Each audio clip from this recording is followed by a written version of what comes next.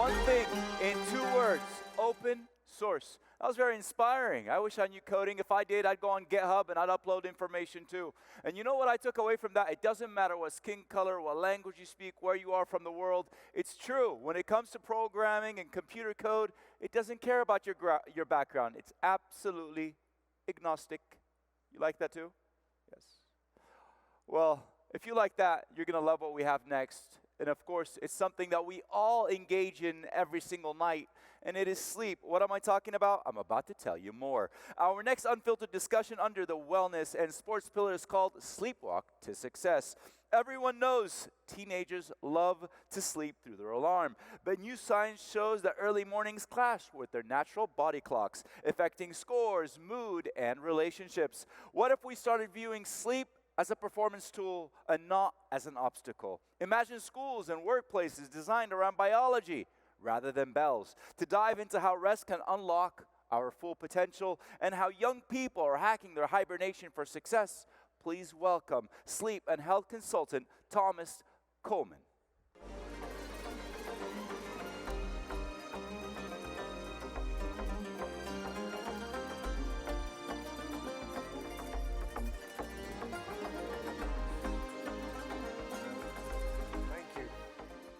Thank you. Assalamu alaikum. It's late. The day is nearly finished. I'm sure you're tired. If you fall asleep for the sleep talk, it's a win-win for me, right? It's fine. You should be spending about 36% of your lives asleep. And that's more time dedicated to one activity in human biology than any other. But it seems you don't have time. Many people I work with now, we're very busy. We are at near full capacity, but nowhere near our full potential. And that's the work that I do. For busy people who don't have time, their energy levels are low, and our sense of presence. We all know those people who, as you speak to them, take out their phone, say, yeah, I'm listening. No, you're not. So when you give someone your full attention, it's very valuable, both in the workplace and indeed at home as well. So the question is, why is this happening? These are symptoms of an underlying problem, and these are very valuable currencies. Modern living has caused a lot of difficulty. We are not using our bodies for their intended purpose. We spend much time now sitting down doing this. We are designed to move, to push, to pull, to connect with nature and to connect with other people. Our messaging systems are overstimulated with notifications 24/7. We are connected globally. We are sending emails at night, and our sleep is suffering. And we have the mind that cannot let go of the day, the restless mind. And people then will maybe scroll or do different things. So what can we do?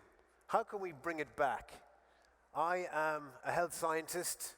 I'm all about aligning our activity with our biology.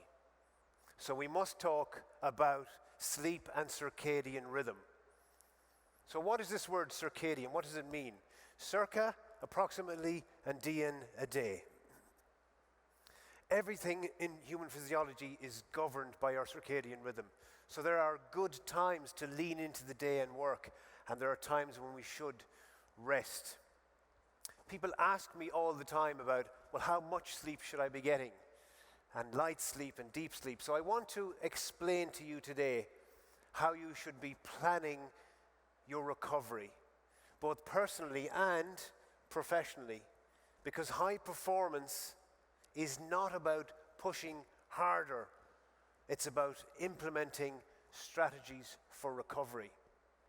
So let me delve into a 90-minute sleep cycle. Stage 1 sleep, it's very light. Many people don't realize they're in stage 1. I hope none of you are in stage 1 sleep now.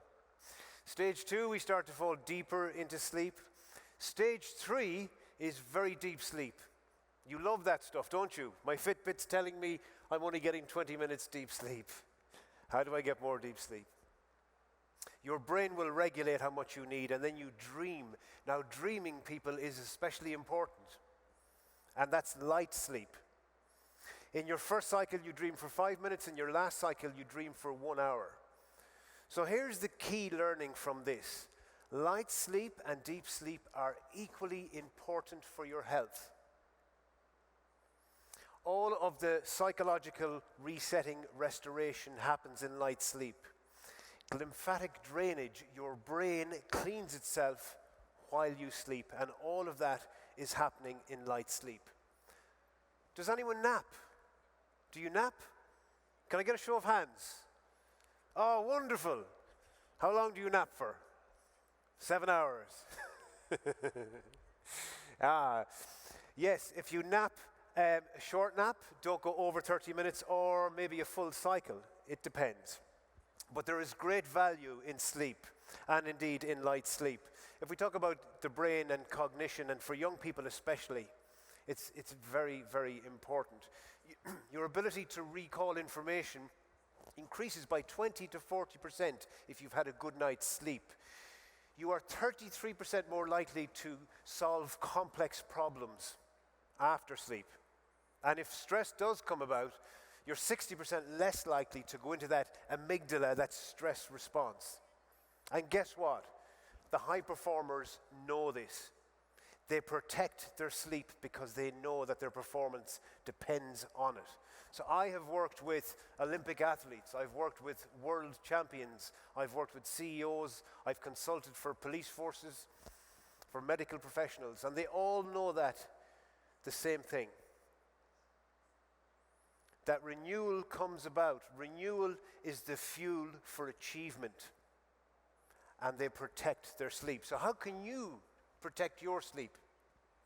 I'm going to give you a framework, a roadmap. Now, I have worked individually with people, not so much now, but when people did come to me with sleep issues, I found they had very stressful lives. What can you do? Get as much light exposure. You are diurnal, not nocturnal, so we want lots of activity, and we get lots of light. That increases melatonin production. Watch the coffee, the caffeine intake. Your beautiful coffee from Saudi Arabia, delicious, but be careful. Certain foods will help sleep. Certain foods contain melatonin. And then the routine.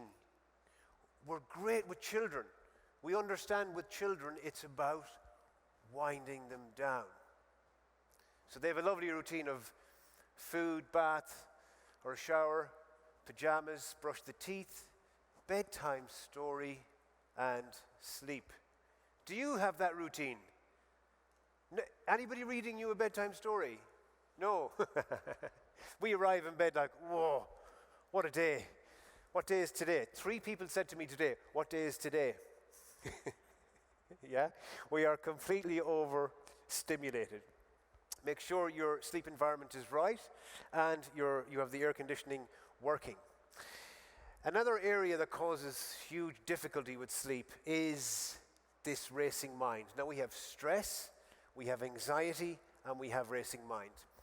The same systems that govern stress and control stress also control sleep. So what I would encourage you to do is build a toolkit to help you manage your stress levels. Anxiety is very common.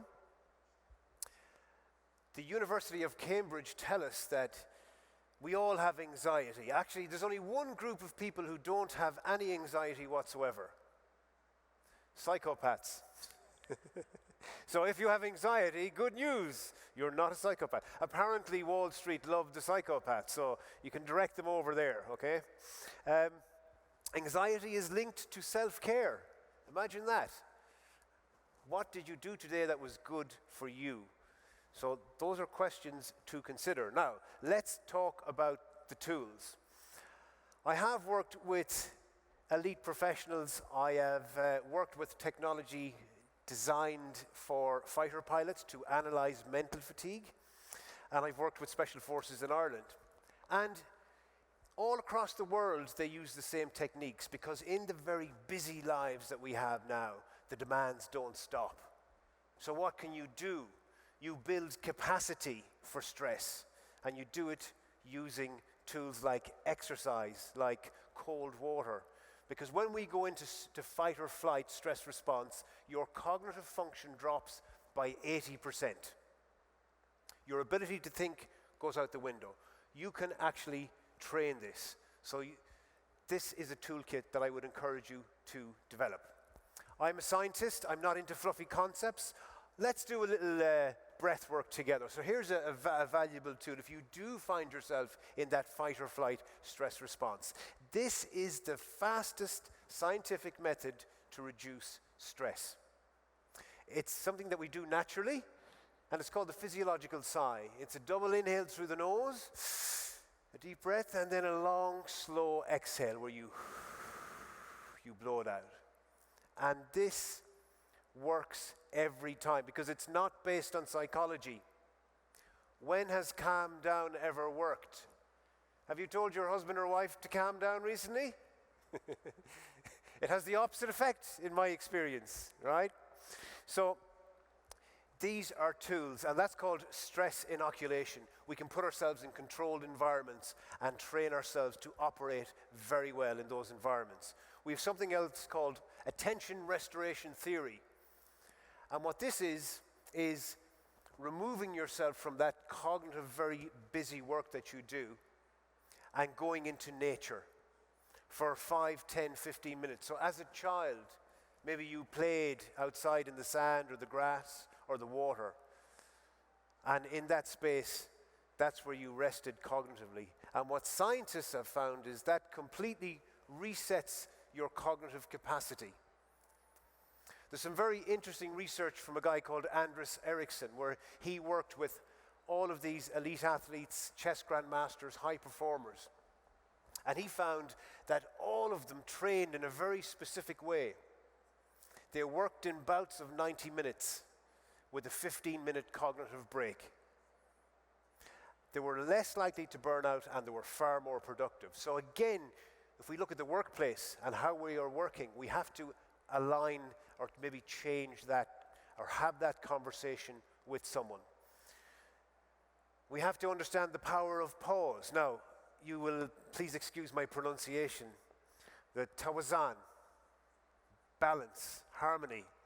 And that comes about from taking rest and is critical in maintaining performance. The role of technology, we've seen the rise of AI and how powerful and useful that can be. But I would say to you that we have to optimize the human. Let's not forget the human, because AI will become distributed equally, and it's the human potential that we need to focus on. I talk about failure a lot because we will implement strategies, we will try, and we will fail, and that's inevitable. I've had a lot of success in my life. I've had a lot of failure. There's a clear link with sleep. And the link is this. When the brain learns something new, neuroplasticity, it's wired in at night. Now, the mechanism that's necessary for neuroplasticity to happen is repeated failure. Isn't that wonderful? That we actually must fail several times before the brain learns. When I started my career as a speaker many years ago, I done a talk in my hometown. I'm from the west of Ireland. And I done a talk, I advertised, I done posters, I told my friends, come to my talk. And the evening came for my talk. And the guy said, how many chairs will I put out? I said, put out 50 chairs. And how many people came? 2. It felt like a horrible failure, but I learned from that. Here I am today in this amazing venue in front of these amazing people giving a talk to you. So, thank you. We will all encounter failure, people. It's how we deal with that failure. And I think that conversation is very important, especially for our youth. I like to finish by giving you an action plan, because you cannot think your way into better living. You must live your way into better thinking. And many of us lay awake at night over-analyzing. We cannot shut down the thinking. Maybe you're worried about health. Maybe you're worried about whatever it may be. But thinking more maybe is not the solution. We take action. And what does that look like? Move more. People tell me I've no time for exercise, and I say, let me see your phone. Your screen time is up this week by 12%, right? You do have time. You do have time. Certain foods will help. Focus on what you can control. We like to focus on other variables, but all of high performers I've worked with focus on what they can control. That's really important. And your thought process. What's your thought process around the nature of the problem? Maybe there's a different solution. Sleep is about letting go. Sleep is the ultimate act of letting letting go of the cares of the world and the worries and the stresses, and of self-care. So what I would say to all of the people here, all of you, is go forward with clarity and act with purpose. And if you're looking after your sleep very well, you can rest assured that the future is bright and the future is yours. Shukran. Thank you.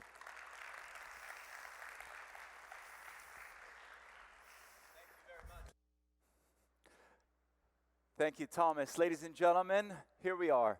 The end of day number 1, and what a day it has been. From music and mental maths to bold and courageous ideas and conversations. And this is just day number 1. Tomorrow we're back here again. Get some rest, and we'll see you all tomorrow. And on behalf of myself and the rest of the team, have a great night, and see you guys tomorrow. Good night, everybody.